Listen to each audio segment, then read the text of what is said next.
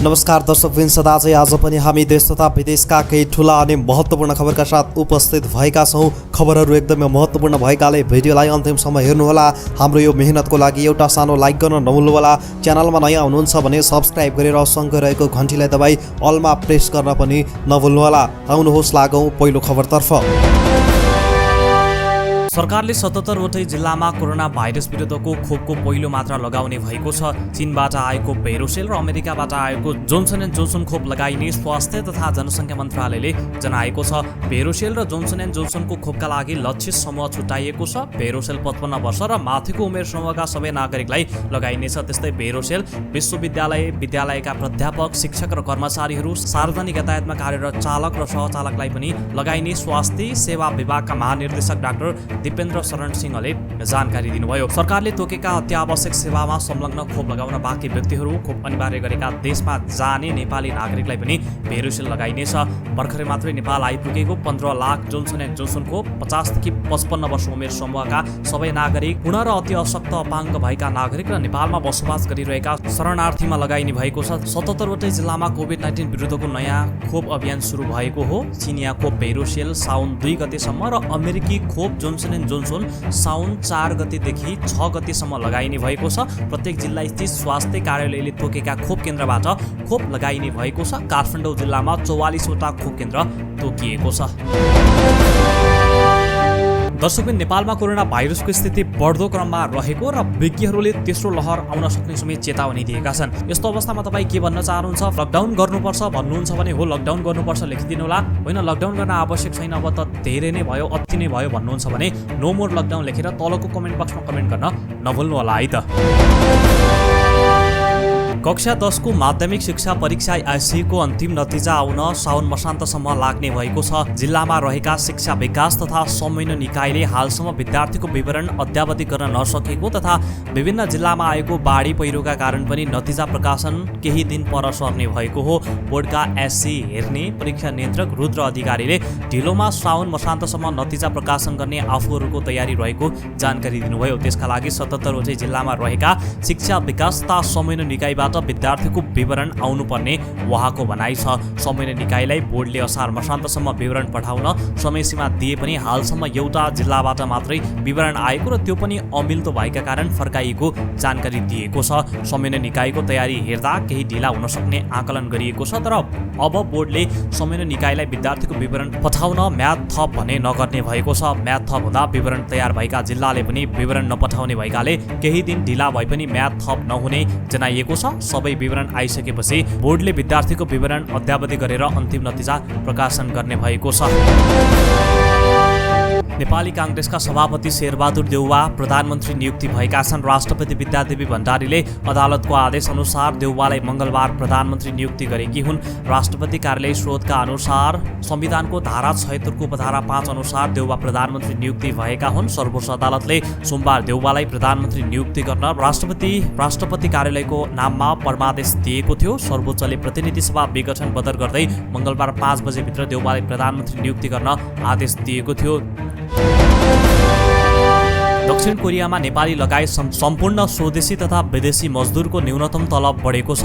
ज्याला निर्धारण समितिको बैठकले हाल पाइरहेको तलबमा 5% वृद्धि गरी प्रति घण्टा 9160 कोरियन ओन कायम गरेको हो। सन् 2022 देखि लागू हुने यो तलब अनुसार हालको प्रति घण्टाको ज्याला 8720 कोरियन ओनबाट 440 ओन वृद्धि भएको हो। यस अनुसार हप्तामा 5 दिन र दैनिक 8 घण्टा मात्र काम गर्दा पनि मासिक 19,14,440 ओन हुनेछ। यो रकम झन्डै नेपाली 2 लाख रुपैयाँ बराबरको हो। दक्षिण कोरियामा नेपाली मजदुरको तलब न्यूनतम 2 लाख रुपैयाँ पुगेको छ।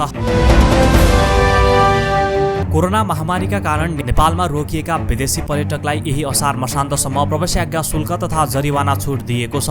दोस्रो लहरको कोरोना संक्रमणलाई ध्यानमा राख्दै जारी अधिकांश जिल्लामा निषेधाज्ञा लागू भएको र नियमित रूपमा हुँदै आएको अन्तर्राष्ट्रिय उडान बन्द भएकाले नेपालमा रोकिएका विदेशी पर्यटकलाई प्रवेश आज्ञा शुल्कमा छुट दिएको हो। अध्यागमन विभागले एक सूचना जारी गर्दै गत वैशाख 15 गतेसम्म प्रवेशाज्ञा अवधि भएका पर्यटकका लागि यही असार 31 गतेभित्र नेपालबाट प्रस्थान हुन प्रस्थान हुँदा लाग्ने शुल्कमा छुट दिएको बताएको हो। वैशाख 15 गतेसम्म नेपालको वैध प्रवेशाज्ञा भएका र असार 31 गतेभित्र नेपालबाट प्रस्थान हुने विदेशीको हकमा निजको प्रस्थानका समयमै अध्यागमन कार्यालय त्रिभुवन अन्तर्राष्ट्रिय विमानस्थलबाट निःशुल्क प्रवेशाज्ञा नियमित हुनेछ सूचनामा भनिएको छ।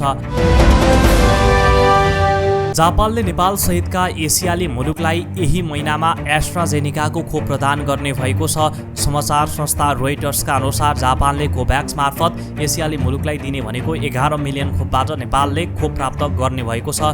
नेपालसहित Bangladesh, Cambodia, Iran, Laos, Sri Lanka र प्रशान्त क्षेत्रीय मुलुकले सो परिणामको खोप प्राप्त गर्ने जापानी विदेश मन्त्री तेसी मेतेकीको भनाइ उद्धृत गर्दै रोइटर्सले जनाएको छ। जापानले बिहिबारदेखि ताइवान, इन्डोनेसिया र भियतनाममा प्रति देश 1 मिलियन डोज खोप आपूर्ति गर्दैछ। जापानले कोभ्याक्सलाई $1 बिलियन र 30 मिलियन डोज खोप प्रतिबद्धता जनाएको छ। जापानले नेपाल सहित एसियाली देशलाई 11 मिलियन एस्ट्राजेनिका खोप दिने भएको छ। थापाथली स्थित नर्वेग इन्टरनेसनल हस्पिटलले सर्वसाधारणका लागि प्राथमिक सेयर आइपिओको निष्कासन तयारी गरेको छ। अस्पताल हालै प्राइभेट कम्पनीबाट पब्लिक कम्पनीमा रूपान्तरण भएसँगै आइपिओ जारीको तयारी गरिएको हो। अस्पतालले हालै आफूलाई प्राइभेट कम्पनीबाट पब्लिकमा रूपान्तरण गरेको हो।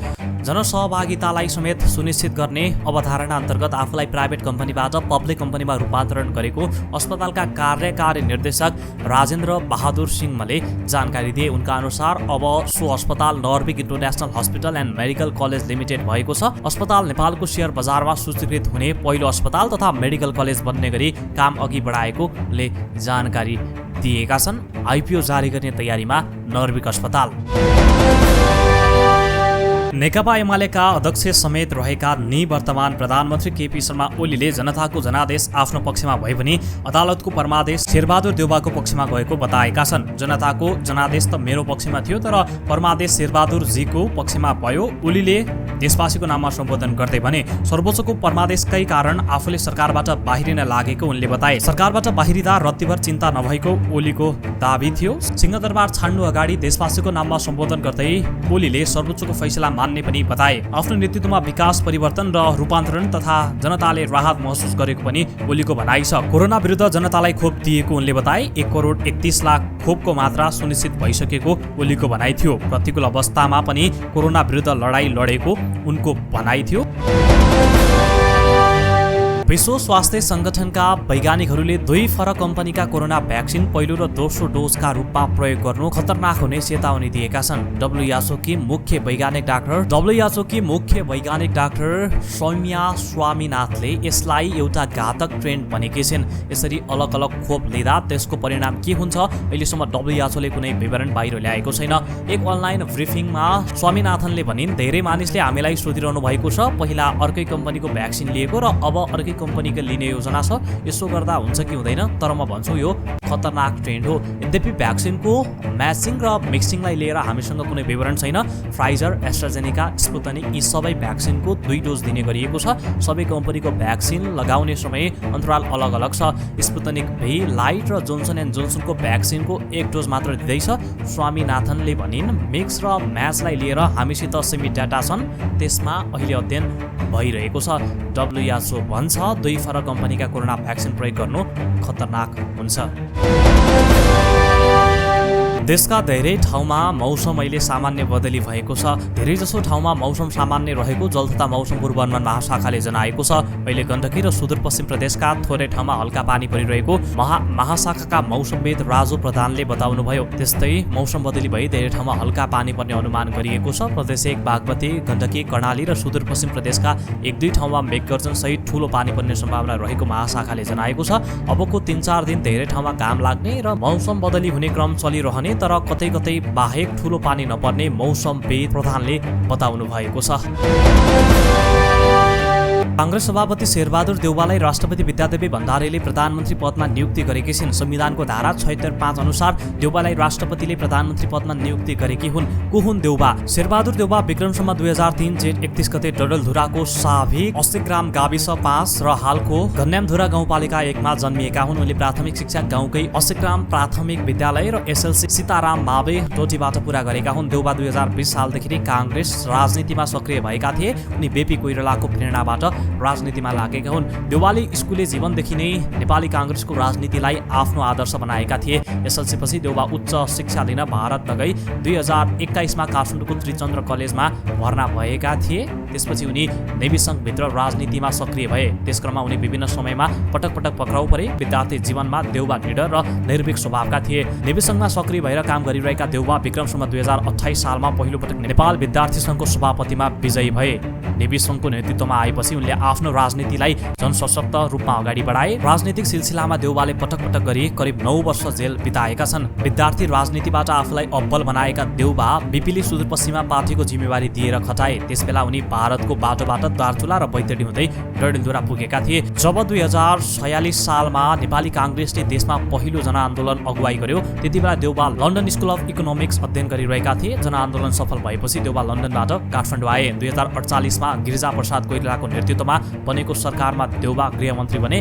गृहमन्त्री बनेको 5 वर्षभित्रै उनी मुलुकको प्रधानमन्त्री बने। राजनीतिको धेरै उतार-चढाव खेपेका देउवाले काङ्ग्रेसभित्रको बढ्दो सत्ता सङ्घर्षमा उनले कृष्णप्रसाद भट्टराई, किशनजु र गणेशमान सिंहको प्रत्यक्ष अप्रत्यक्ष साथ पाएका थिए। देउवा 27 भदौ 2052 सालमा पहिलोपटक प्रधानमन्त्री बनेका थिए। कोइरालाले अघि बढाएका देउवाले पार्टीको 10औं पोखरा महाधिवेशन कोइरालालाई नै नेतृत्वका लागि चुनौती दिए। 57 सालमा पोखरा महाधिवेशनमा देउवा कोइरालाकै विरुद्धमा सभापति पदमा उम्मेदवारी दिएका थिए, तर उनी पराजित भए। पहिलोपटक प्रधानमन्त्री बनेका 6 वर्षपछि 2058 साउन 11 मा देउवा दोस्रो पटक प्रधानमन्त्री बनेका थिए। दोस्रो पटक प्रधानमन्त्री बनेपछि भने देउवाको जीवनमा धेरै उतार-चढाव आएका थिए। माओवादी सशक्त द्वन्द्व जनयुद्ध उत्कर्षमा पुगेका बेला सङ्कटकाल लम्बाउने विषयमा निर्णय गरेको भन्दै काङ्ग्रेस सभापति गिरिजाप्रसाद कोइरालाले 2059 जेठ 19 मा प्रधानमन्त्री भएकै बेला देउवालाई साधारण सदस्यबाट समेत निकालिदिए। काङ्ग्रेसमा राजा र सेनाको असहयोग पनि बढ्दै गएको थियो भने एमाले 57 दिनसम्मको संसद घेराउ गरेको थियो, जसबाट बाध्य भएर पार्टी सभापति गिरिजाप्रसाद कोइरालाले 2058 असारमा राजीनामा दिएका थिए। त्यसपछि फेरि काङ्ग्रेसको नेतृत्वमा देउवाकै पक्षमा आयो र उनी पुनः काङ्ग्रेस संसदीय दलको नेतामा उम्मेदवारी बन्ने मौका पाए। उनी सुशील कोइरालालाई हराएर नेता बनेका थिए। संसदमा पार्टीको बहुमत भएकाले उनी दोस्रो पटक प्रधानमन्त्री बने। दलहरूले निरन्तर आन्दोलन गरेपछि 2061 साल जेठ 29 गते राजाले पुनः देउवालाई तेस्रो पटक प्रधानमन्त्री बनाए, तर तेस्रो पटकको प्रधानमन्त्री काल 8 महिनाभन्दा अघि बढ्न सकेन। राजनीतिक घटना सँगसँगै विक्रम सम्वत 61 माघ 19 गते ज्ञानेन्द्रले शाही क्रू मार्फत देउवालाई दोस्रो पटक हटाइदिए, सत्ता आफ्नो हातमा लिए। त्यतिबेला गिरिजाप्रसाद कोइराला माओवादीलाई साथ लिएर ज्ञानेन्द्र विरुद्ध जनआन्दोलनको तयारीमा थिए। संसद पुनर्स्थापना भएपछि गिरिजाप्रसाद कोइराला पुनः एकपटक नेपाली राजनीतिमा चर्चाको शिखरमा आए। त्यसपछि देउवा कोइरालासँग पार्टी एकीकरण गरेर मूल पार्टीमै फर्किए। 2072 सालको तेस्रो महाधिवेशनमा पार्टी उपसभापति रामचन्द्र पौडेललाई हराएर देउवा नेपाली काङ्ग्रेसको पार्टी सभापतिमा विजयी भए। 23 जेठ 2074 मा देउवा चौथो पटक प्रधानमन्त्रीमा निर्वाचित भए। देउवा 2074 मङ्सिरमा भएको प्रतिनिधि सभा निर्वाचनमा डडेलधुराबाट निर्वाचित भएका थिए। यसरी उनी 5औं पटक प्रधानमन्त्री बन्न सफल भएका छन्।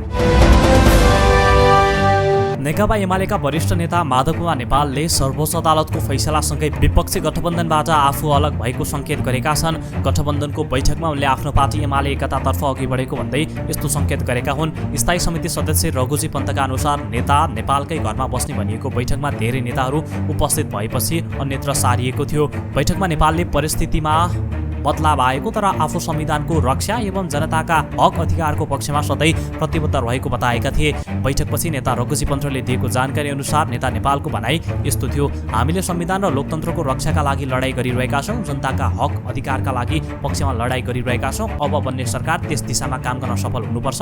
अहिले नयाँ परिस्थिति बनेको छ। हिजो हामी विभाजित अवस्थामा थियौँ, अहिले पार्टी एकताबद्ध बनाउने प्रयास अघि बढेको छ। हामी चाँडै त्यसलाई टुङ्गाउन चाहन्छौँ। परिवर्तित अवस्थालाई तपाईँहरूले बुझिदिनुहोला। शेरबहादुरजीले सबैलाई समेटेर देशमा विद्यमान समस्या समाधानको अगुवाई गर्नुहोस्, एकलौटी ढङ्गले नचल्नुहोस्। हाम्रो पार्टी नेकपा एमाले लगायत सबै राजनीतिक दलसँग सरसल्लाह गरेर काम गर्नुहोस्, उनले भनेका छन्।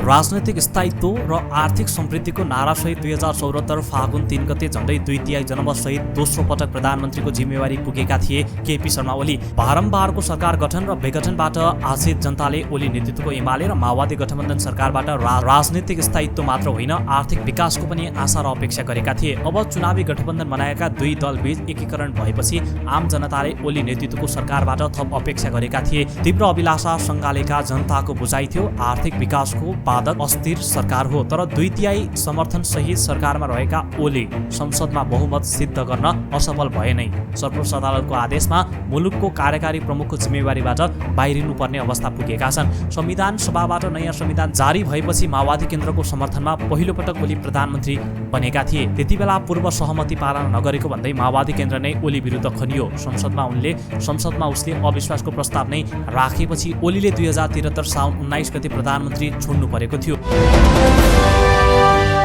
सुनचाँदीको भाउ आज फेरि बढेको छ। आज सुनको भाउ तोलामा 200 रुपैयाँले बढेको छ भने चाँदीको भाउ 10 रुपैयाँले बढेको छ।